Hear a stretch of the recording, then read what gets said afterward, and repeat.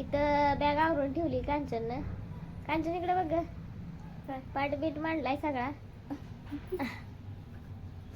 कांचनला लय गडबड झाली जायची म्हणून. ह्याने बाग आदमापूर आहे तवा मध्ये आहे तवा ताट करून ठेवले.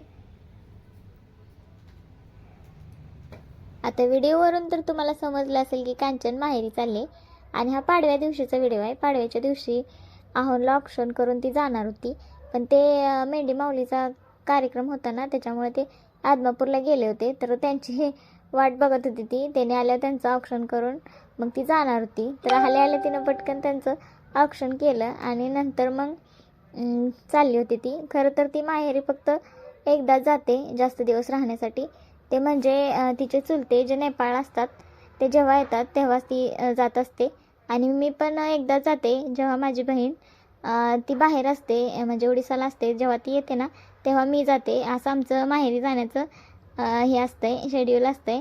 आणि एरवी मग आम्ही जायचं म्हटलं तरी तिघेजण जातो, 1-2 दिवस राहतो आणि मग नंतर येतो. बाकी माझं माहेर तर चिकमहूरमध्येच असल्यामुळे सासरी ज्वारी बाजरी काढण्याचं काय रानातलं काम वगैरे असलं तरी आम्ही जातच असतोय. मग गेल्यावर काय माझं भेटणं होतं आणि येता येता मग उंबरगावला म्हणजे कांचनच्या माहेरी पण जाणं होत असते.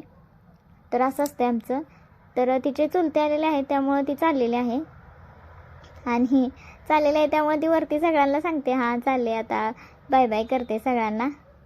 आणि गाडीचा प्रॉब्लेम झाल्यामुळे हे तिला स्टँडवर सोडायला जाणार नव्हते, चावी मोडली होती त्यामुळे ती ऑटोनेच जाणार होती.